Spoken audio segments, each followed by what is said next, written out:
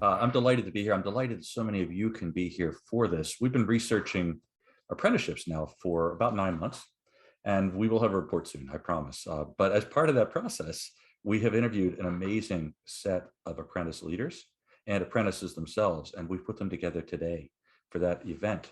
So I'm glad you can be here. Before I start our panel of distinguished state apprentice leaders, I just want to say that, we are doing this as part of the MassBridge project that Christine talked about. And so there are a lot of people from Massachusetts here because we're trying to figure out how to make this work for Massachusetts. There are people from all over the country, but I'll tell you, there are people from all over the world. I see people from Ghana, from Nigeria, and from Costa Rica here. So thank you all for coming in and being at this event. Some of these things, like we're going to talk about the state-based experiences, which are very much organized around the way the US regulations work, but you'll see some of the state-based are regulation-based, and others are taking very creative approaches to build on that and do other things. But I'm glad you're here even internationally to learn from this process, and hopefully some of your comments can help us as we think a little more broadly about what we're doing too. So I'm delighted to be here. I'm going to try to talk very little and let our panelists talk a lot. We have an amazing group here. So just reading that list, Amy Firestone is the VP for Apprenticeship Carolina in South Carolina. Denise Miller is the State Apprenticeship Expansion Manager for Colorado. Kathryn Castelloes is the Director of ApprenticeshipNC, which is North Carolina. And Melisa Stark is Commissioner of Apprenticeship Programs for the Utah Department of Workforce Services. And because nothing ever comes out alphabetically on Zoom, I'm going to start with the person who's closest to me, who's Kathryn. She's on the screen right next to me, and say, Kathryn, can you introduce yourself and just tell the group here, what are you most proud about in what you've been able to build in North Carolina for apprenticeships? Right. Well, good morning and thank you. It's great to be here. I appreciate the invitation and the opportunity to speak to you all. There are a lot of things happening in the apprenticeship world now, and there are a lot of exciting things. But I guess if I had to pinpoint to one thing, I would say that it's building the partnerships and building the relationships with those that work with apprenticeship. Specifically their employers, of course, because they're the lead on apprenticeship. But we have a lot of employers that have formed their own consortium because they've come together with specific need.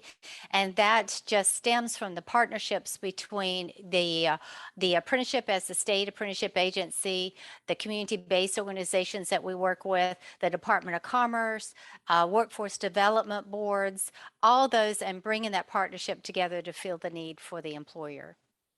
Great, thank you. Same question for Melisa. Thank you. So I'm Melisa Stark with the Department of Workforce Services. I think the thing that I'm most proud of, besides Kathryn mentioned the partnerships, is the way that it's grown. We've used our State Workforce Development Board Apprenticeship Subcommittee to become an apprenticeship network for the state. And the position that I have was new. I was appointed in August of 2019. It's the first time we've had a commissioner for apprenticeships in the state of Utah. And previous to having this network of employers and education and community partners involved, we were averaging 10 to 11 new program sponsors annually.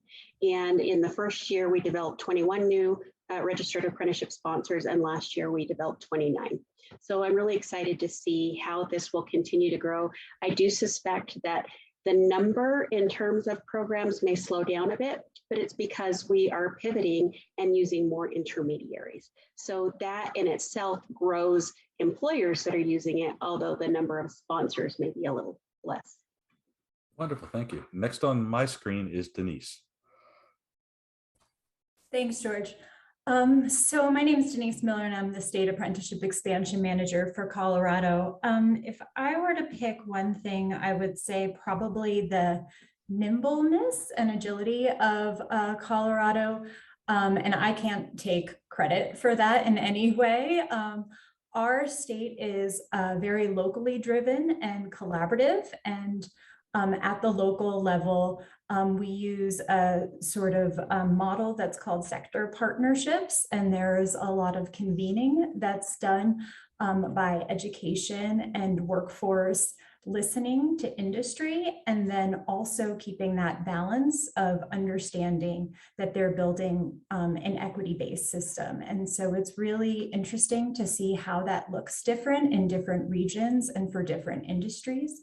And also because we use the public sector so much, thinking about how our system constantly challenges itself to make sure that it's equitable. Wonderful, great. And last but not least is Amy.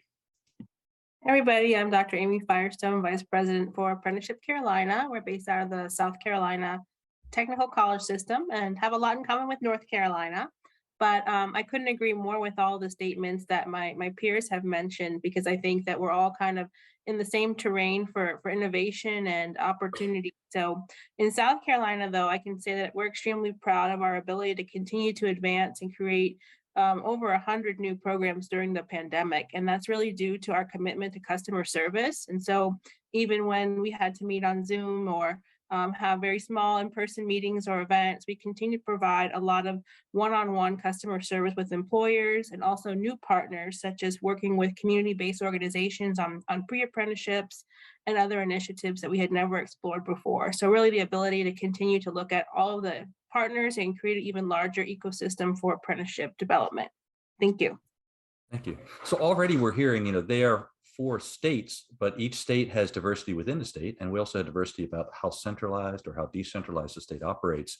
So you're all going to have some insights, and it sounds like lots of, similarities, but also some differences across the way.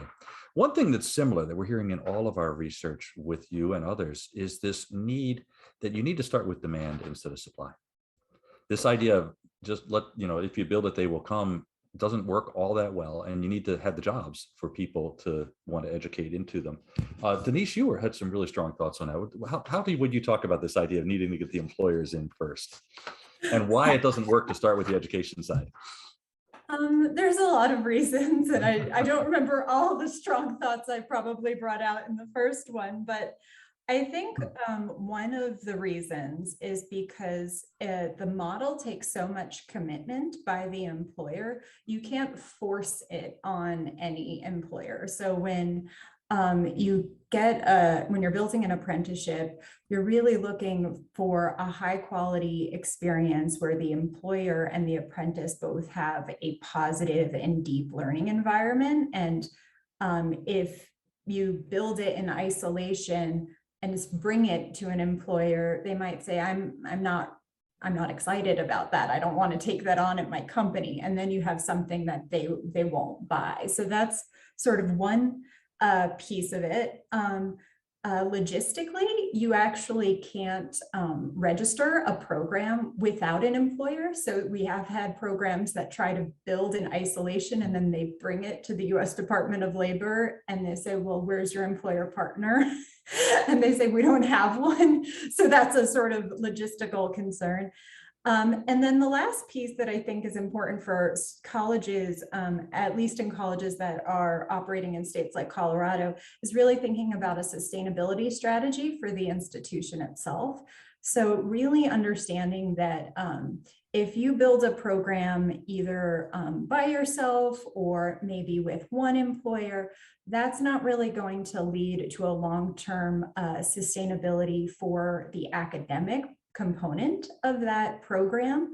And so then if you think about 2 years out, 3 years out, if that one employer goes away, then you're not really saying that that program at all, even the faculty in that program, the curriculum, any of that will still exist in your institution. So it's not really viable as like a resource planning for the institution itself either. And just for the whole panel, your job sounds tough, right? Because apprenticeships have this reputation, right or wrong, that it's a lot of paperwork, a lot of bureaucracy. And so here you are, you're on the phone and you say, I'm from the government, I'm here to help you. Let's talk about apprenticeships. That's a hard phone call to get somebody to answer. How do you make this attractive to the employers? Just anybody. I can answer. I have a thought on that anyway. I'm sure all of us can answer it, but I was thinking about what Denise said, and when you start with the employer, you're showing that you're really being industry driven. Employers are about their bottom line and about what's going to meet their needs. And so if you do it from that approach, you find what their constraint is and show them how an apprenticeship can help them with that, whether it's pipeline development or advancing the skill sets of incumbent workers. That's what is going to help them see the value in it. And then you get the commitment and then the buy-in, and then they're, because they're helping create it, they have that. What doesn't work is when you've developed it on your own, you say, boy, do I have a deal for you. Or, this is the right thing to do. Everybody wants to do the right thing, but that's not what's impacting their business right now. And so they have to see what that's going to do for them and how it's going to help them. George, also for this question, one strategy that we experimented with along with our Department of Higher Education and our community college system partners, we developed a position called a post-secondary apprenticeship specialist that we house at the Department of Labor and the Office of Future of Work. But what the position does is they have a deep knowledge of apprenticeship regulations, but also the credentials and regulations of our state higher education system and requirements. But we have an internal motto that we keep all bureaucracy behind the curtain and that we're the TurboTax of apprenticeship. So we are very much sort of having that conversation of what do you need, and then even something like credentials, credits, all of that is just in employer language, and you hear exactly what the employer needs. If they want a credential, if they want apprenticeship, you just sort of sneak it into the conversation and in user-friendly language. So that position has been really pivotal in accelerating both apprenticeship with things like stackable credentials and interim credentials within the work. And all four of you have, oh, go ahead, Kathryn, go ahead. I'm sorry, I didn't mean to interrupt. In Oh, no, addition to I that, interrupted you. in addition to that, when you're talking to employers, a lot of it is a misconception on paperwork. We as a state apprenticeship agency, and we all here have staff that work directly with the employer. And as Denise was mentioning, we kind of hold that piece together as far as paperwork. But I will share with the group, I did my own somewhat informal survey with employers, and because I have, that's the first thing that comes to their mind whenever you say, you're from the government. That's what they're thinking. You're in my business and you're going to have me to fill out a bunch of forms, and I'm going to have all this accountability to take care of. But the best part about it is there really isn't a lot of forms. There isn't a lot of forms to fill out. It's a misconception that's out there. So to kind of get through that, and as I said, I did my own little informal survey, and come to find out that the hardest part for the employer is really determining what is my training going to be. I know what I do, you know what you do, and everyone here on this call, you know your job, you know what you have to do and when you have to do it. But if I come to you and say, okay, now let's list that in competencies, okay, let's list in order of importance, let's list on what should you do first, that can be overwhelming for an employer. So what we've done is work to train the staff on how to ask those questions. What are those important questions? How to kind of glean from those answers from that employer to determine what that process is, and then formalizing it for them so that they can look at it and say, yeah, that's it. Yeah. Oh, here's something else that comes to mind. Let me add this to it. And then in that way, it's not so overwhelming of a thing to do, of a task. And in addition to that, we have developed our own internal database system that everything is electronic. Even signing the forms, an apprentice can sign an agreement on their cell phone now and submit it, and it's under security, and it's under everything possible to keep it. There are no security numbers transferred. There's nothing, no PEI information. It's all under a secured label, but they're able to sign it and submit. And so paperwork, period, even from electronic standpoint, is very minimal. Okay, so you're going to get rid of all the paperwork by turning it into electronic paperwork. That's kind of cheating, but no, it does sound like does sound like what you've done is you streamlined the process, which is really nice. You've made it easy.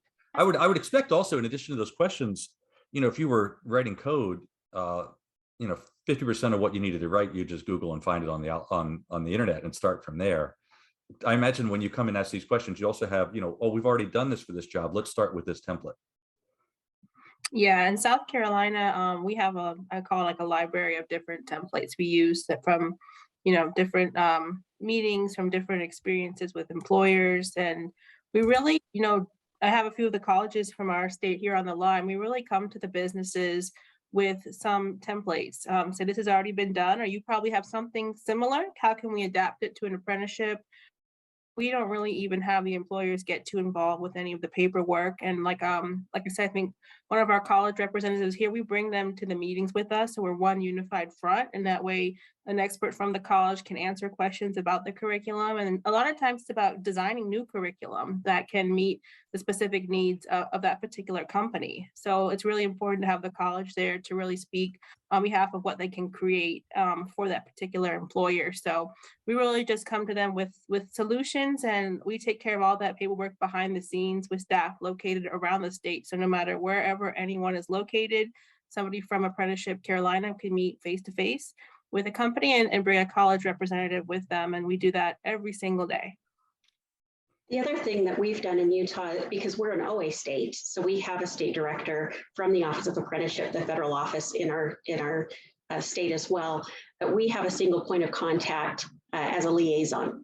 And when we're working with an employer, we'll ask them for their job description, and then we will compare it to, we'll pull up the ONET that kind of breaks down some of the skills that need to be learned, maybe some possible certifications, and then we'll work with the Office of Apprenticeship to gather a template, maybe from another company with a similar position, and then we go back and share those with the employer so it doesn't seem as overwhelming, and they can go in and say, yep, we do this, this, and this, nope, take this out. And that seems to have helped quite a bit. And then once they're ready to register, we do a three-way meeting with the Office of Apprenticeship for that warm handoff. And because we've already been, working with them, it seems less daunting. Yeah, I can't emphasize the templates enough. As everyone mentioned, that is extremely helpful because it helps that thought process get started with the employer. Fantastic. So, one of the other challenges we've got, and you've started to mention it, a large employer is okay. A large employer, you can set the program going and it runs for a while. Small employers are tougher. They all have different needs. They may not have needs every year. And yet you do want to, I can't remember who said it, but you want to keep that constant flow of jobs available so the schools are able to fill their classrooms.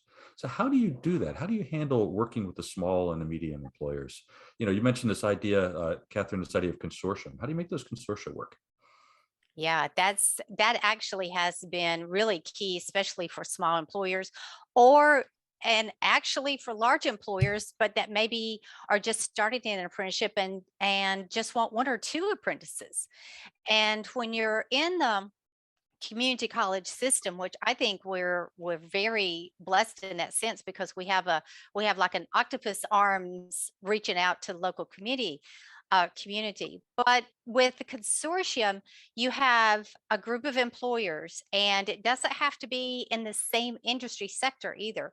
We have one group of 39 employers, and it's in like 6 or 7 different sectors, everything from IT, advanced manufacturing, healthcare, you name it, skilled trades. But the good thing about the consortium is they can bring together a group of employers with careers that they take to go out and recruit potential employees. Now I'm not going out to recruit as XYZ company. I'm going out to recruit with several companies on several different careers for you to choose from.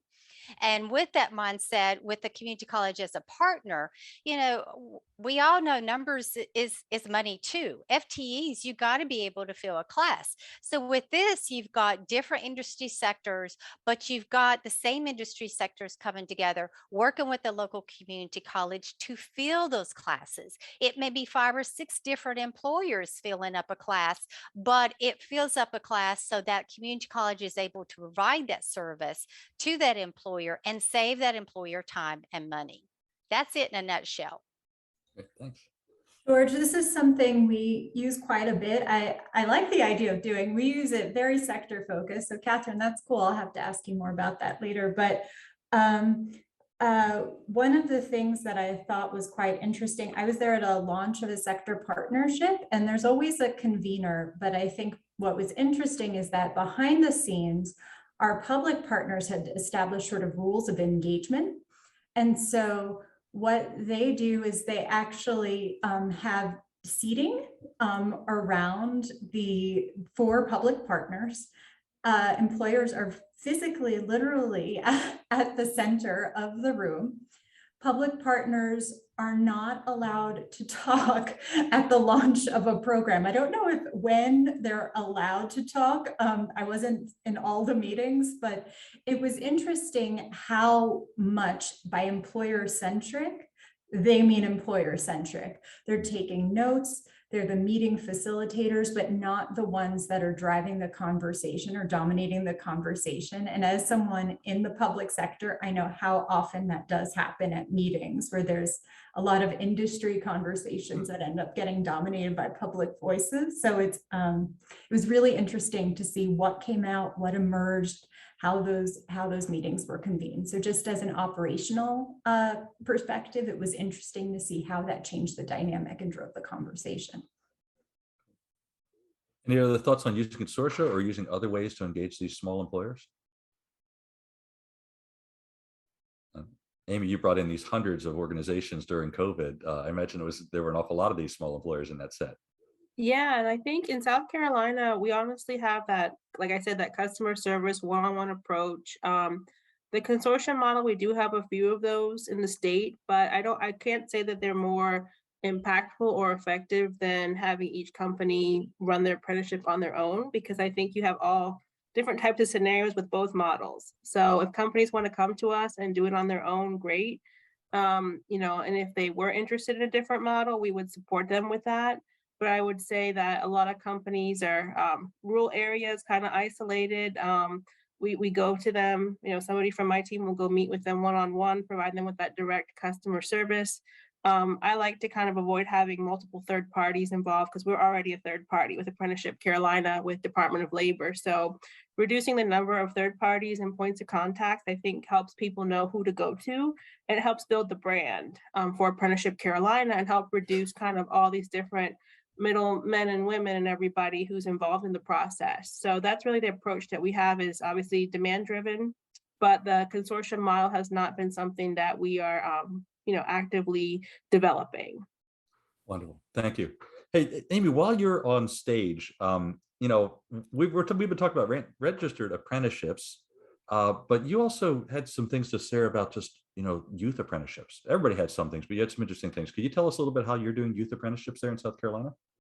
Definitely. So in South Carolina, we have traditionally looked at youth apprenticeships as programs for in-school youth who are 16 to 18 approximately. And we've kind of expanded that kind of with some of our current initiatives and the DOL expanded kind of definition of 16 to 24.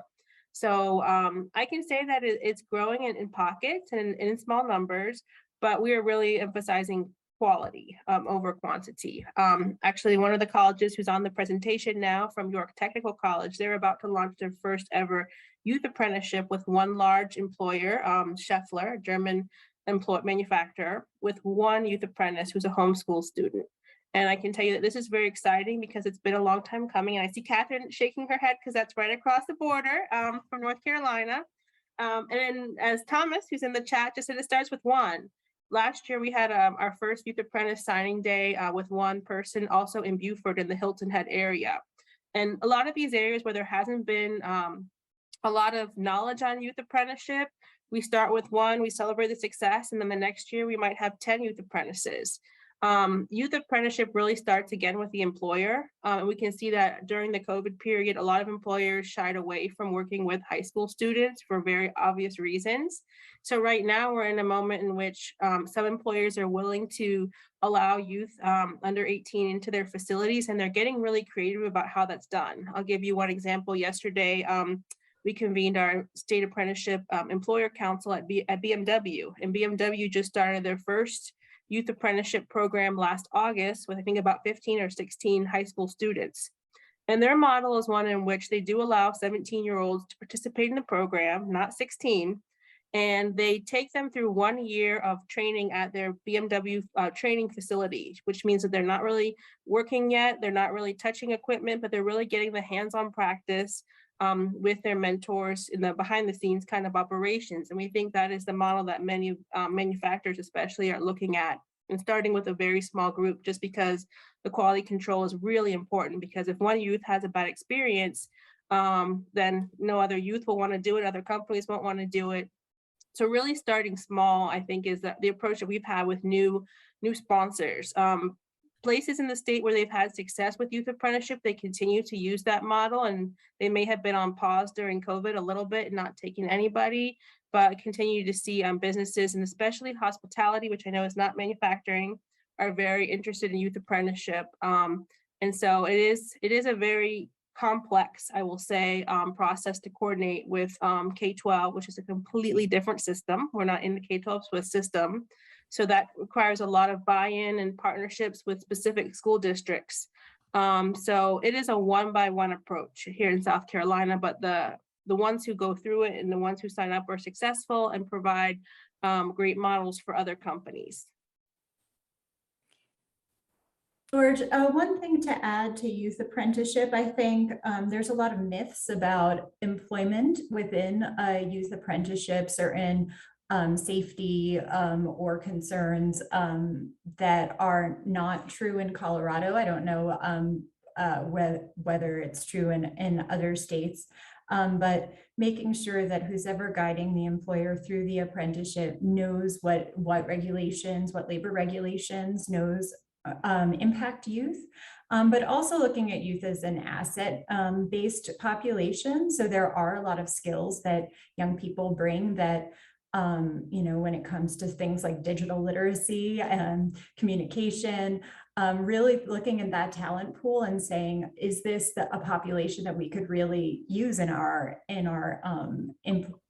company? And we have heard wonderful things from our youth apprenticeship partners where they say, wow, they really changed our culture. They changed the existing employees and their mindsets. It's been wonderful to have them here. So once they sort of took the leap to youth apprenticeship, really bought in to that talent pool. And if I may add, we were talking about building that talent pipeline. Youth is definitely a way to go. And we utilize pre-apprenticeship for both youth and adult, but we have several companies who will start with pre-apprenticeship and transfer that into a registered apprenticeship in the fall after they graduate. And in North Carolina in 2016, legislation was passed that if you have a pre-apprentice or an apprentice registered while in high school, they graduate and continue with their apprenticeship, their tuition is waived at the community college level. And we've had lots of success with the pre-apprenticeship and the apprenticeship piece, and even to the point that this past December, legislation in North Carolina was passed for us. That you're talking about small employers in rural areas. They passed $12 million for us to work with employers in rural tier 1, tier 2 counties, small businesses, and youth between the ages of 16 and 24. And that money is to be utilized for the companies for their onboarding costs, for their training costs. So we're kicking that off July 1st.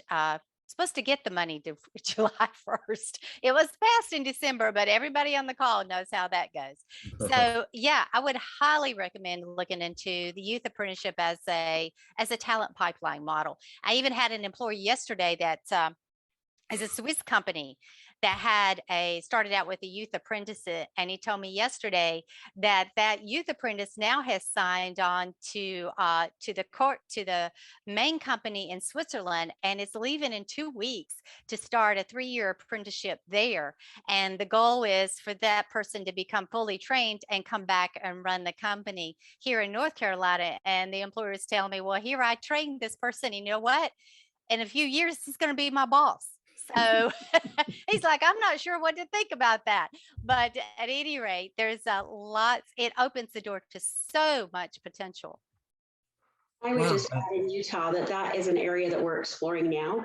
And the employers are now saying, okay, maybe I do need to think about this, because we have a 2.1% unemployment rate and a 4.2% growth rate. So they have to be creative in what they're doing. And those that haven't had youth in the past, some of them, instead of changing all of their HR policies, if they're normal jobs, they hire at 18. Now they have written things in that says if they are an apprentice, that they can be under the age of 18. If not, then if it's a regular hire, they got to be 18. Or others that are using some staffing agencies that are willing to take on that liability. Thank you. Well, I'm starting to think of, the marketing problem is hard enough for employers, but now you're talking about the marketing problem. You need to get the workers and the youth interested in this, despite the fact their parents may not have enjoyed their merchant manufacturing careers or whatever. You need to get the colleges signed on. Big problem of just awareness. And Christine talked about the awareness stuff we're doing in MassBridge. I think Melisa, you have been saying you're doing some interesting work on awareness to just get the message out there. Yeah, during my first year of my position, we did a lot of survey work. We wanted to understand what people thought about apprenticeships, because we thought we knew what people thought, but was that really true? And so we surveyed employers, we surveyed students, parents, businesses. Oh, I said businesses, even our public entities, educators. We just wanted to know what they thought. And what we found was it wasn't necessarily a negative perception of apprenticeships. It was more about, we don't know what they are and we don't know how to access them. And so we designed a few things. One, we developed the state's first apprenticeship website. You can see our website address there. We also developed a mass media, social media campaign, one targeted towards employers and others targeted towards individuals. And that was called our Jump campaign. We said we jump into things all the time. Why not jump into apprenticeships? So jumpstart your business with an apprenticeship, or jump into an apprenticeship as a way to a career. And those are the themes that we used. Then we also developed a series of day in the life videos, because we wanted people to see it's not your grandfather's job. It's not your grandfather's apprenticeship. We talked about that in a virtual institute many of us participated in last week. And so one of the ones I want to discuss briefly is manufacturing, since I know that there's a focus there. We did do one with JD Machine and an individual apprentice that started in high school and did some of the classroom work before he actually entered officially into the apprenticeship. But that's what led him to that. And he talks about that experience. And so we really like these videos because it showcases both. It showcases the value for the individual and the value for the employer. Why did they start doing that? And why do they continue? And what do they recommend for others that are considering it? If I could add to that, I would highly recommend social media. We've done several marketing campaigns in the last couple of years. We did a lot with social media, focusing on employers in LinkedIn. But for the youth, we've started TikTok videos. We've done a lot on Instagram. Yeah, and you're laughing. You should see some of the TikTok videos that I had to do. It is quite amusing. But you would be surprised at, how much attention it gets. And you've only got those few seconds to get their attention. So the cost, when you're looking at the cost ROI ratio, I would highly recommend social media. Wonderful. It's really interesting too, because at first we used a social media company to help us with this. I'm so sorry, George. But at first I wasn't seeing a lot of it. And we did do billboards. That was the other thing that we did. And there's a lot of them that are still placed out there, even though we did it back in September. And so it's kind of cool that people are still seeing them. But I had mentioned, I'm not seeing some of these things. And they said, well, that's great, Melisa, because you're not the target market. And so it was nice that we were able to target the groups that we wanted to with the ads that we were purchasing. And so we did the same thing with LinkedIn and Instagram and Facebook and TikTok. But my kids, they would be like, oh, Mom, I need to quit getting, I need to get the Spotify account that you don't get commercials because I keep seeing your ad on here.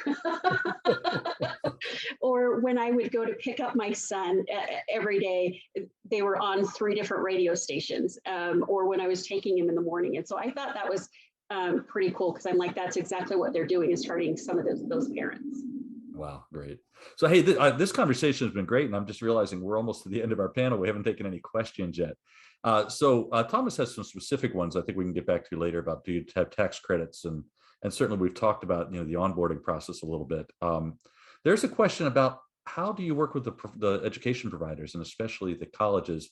If I am a community college, what's a best practice for what should I do and what should I not do when I'm working with people like you? Anybody want to jump on that?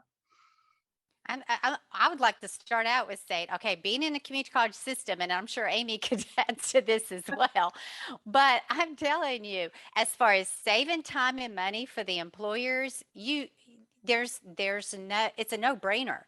It really is, just reach out to the person in your area. You already have established contacts with local employers, and they have contacts with employers. Bring that together, bring that partnership together, and let it grow. It will flourish. Amy, she called you out. What do you think? Sorry, Amy. Yeah, we have a pretty similar model in South Carolina, but there are some differences. So with Apprenticeship Carolina, everybody on my team is paired with one technical college. We call them technical colleges in South Carolina. So there is one representative paired with that technical college. Some of them have their office at that technical college. And so they go together working with companies as a team. And so apprenticeship consultant will take somebody from the team, the college team, who's a designee from their president. That'll be the apprenticeship lead. So each college has an apprenticeship lead to work with Apprenticeship Carolina, and they meet with companies together when possible. And so everything's done in collaboration. And in South Carolina, a lot of the demand is more with the entry level side.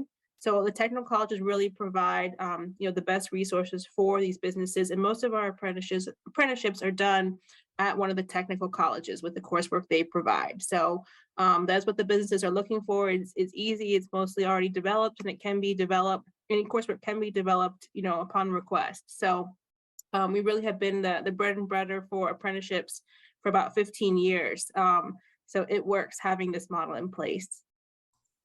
George, we're a little bit different because we're outside the community college system. And one of the things that we've seen that's not been as effective is when there's a whole program brought to the employer as a package. So in Colorado, what we would recommend is that the college take a sort of internal approach and get an understanding and think of their sort of services as a menu. So that you have certain certificate programs, you have different courses, you have a sort of an a la carte sort of thing, know what you have to offer. And then when you go into an employer meeting, go in with an open mind and recognize that the employer might have internal training that they want to use as part of the related instruction. And then that can be paired with 2 of the courses.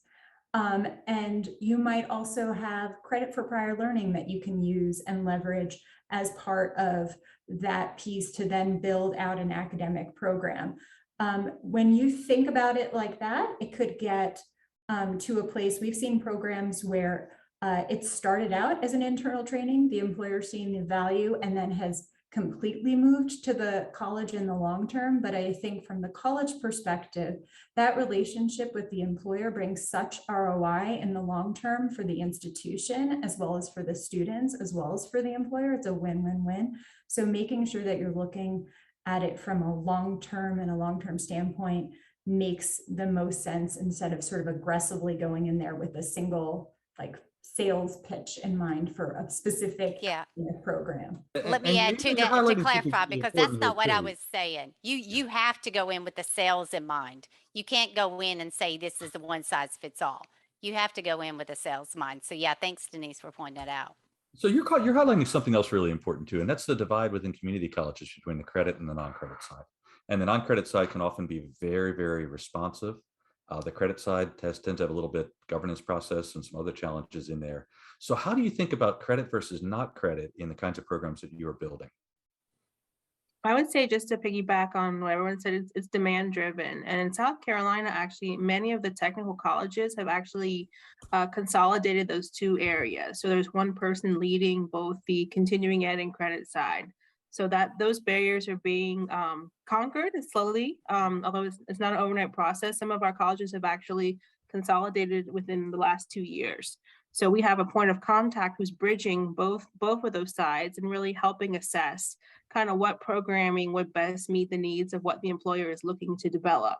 So it makes that customized approach even easier, because it's not, fighting for resources as it could have been in the past, but it's really determining where the opportunities lie, whether it's in credit or non-credit, and also being flexible. If a new program is created on the credit side later, maybe moving to that model.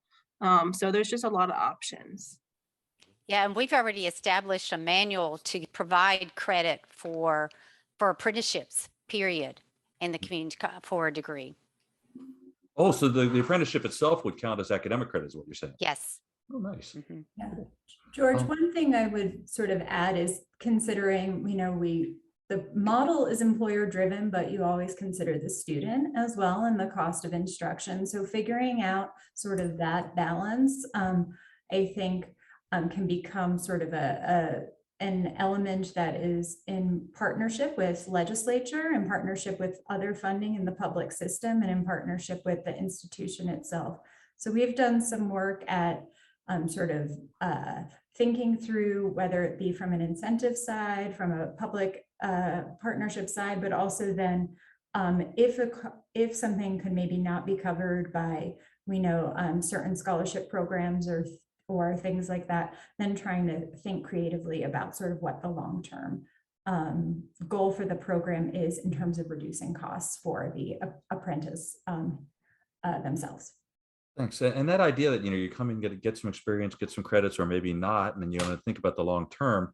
Certainly, as my colleague Sanjay says, you would never think that you need to just work out from 18 to 21 years old and you're going to be in good shape for the rest of your life. And yet we think about it that way when we're doing education often.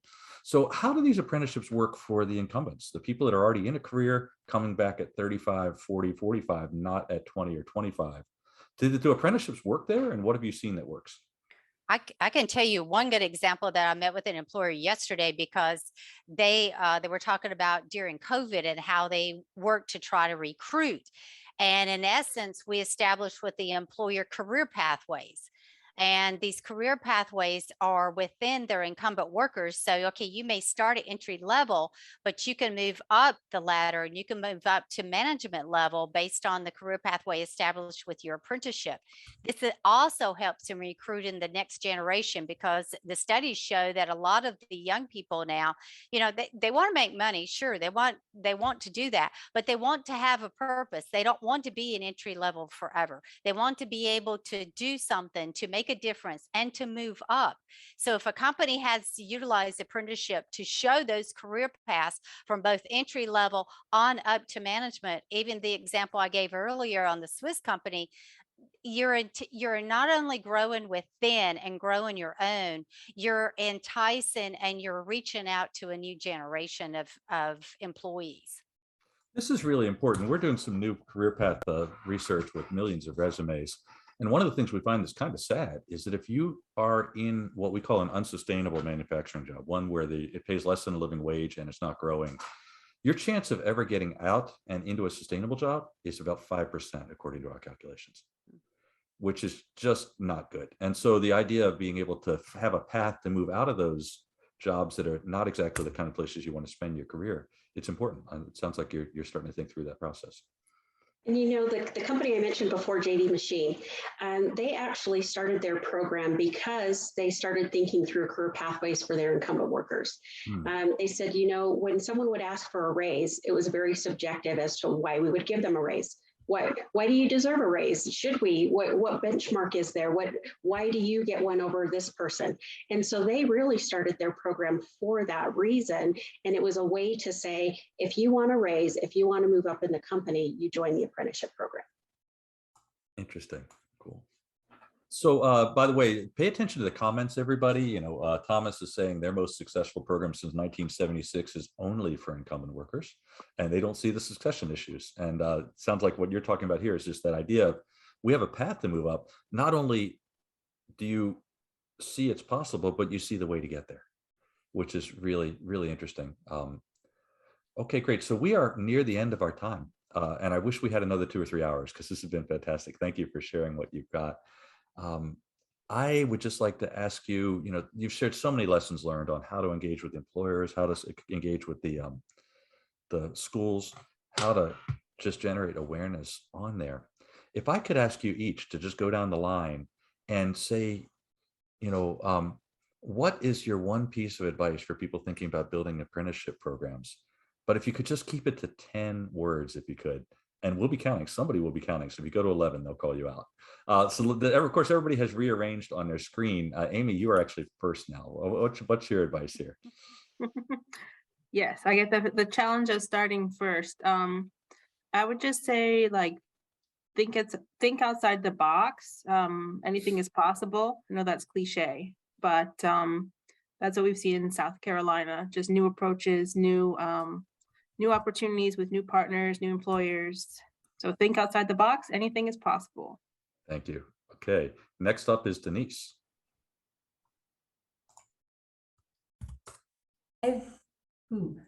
Listen.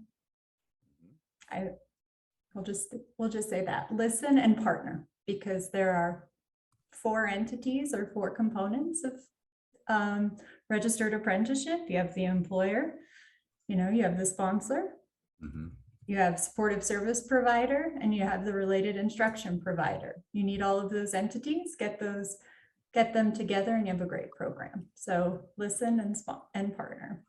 So, you know, I know you guys are great managers. You're not doing a great job of staying to 10 words. So let's see how Kathryn does. Oh boy, put me up to the test then. Well, I have to say, you know, I think in everyone's conversation here, I think you've done a great job of putting different Okay, that's 10 avenues. words. No, that's not my words. That's not my words. My words are, and the first thing I wrote down was listen, flexibility, and partnership, which has been mentioned. Those I did 3. That's my official words. Fantastic. Okay, Melisa, you got the last words for us. I would say be patient.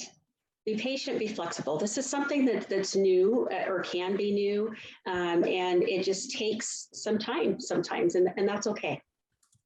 Okay, wonderful. You know, I was just kidding about the 10 words. I really want to thank you for sharing your expertise here. We've learned so much in interviewing you. And then, you know, hopefully everybody else has learned from hearing you on the panel here today. I appreciate the time you've given us before and now. And I'm sure everybody else would love to give you a round of applause if they could in the virtual world. So thank you very much. Now I'll turn it over to the next person on our program.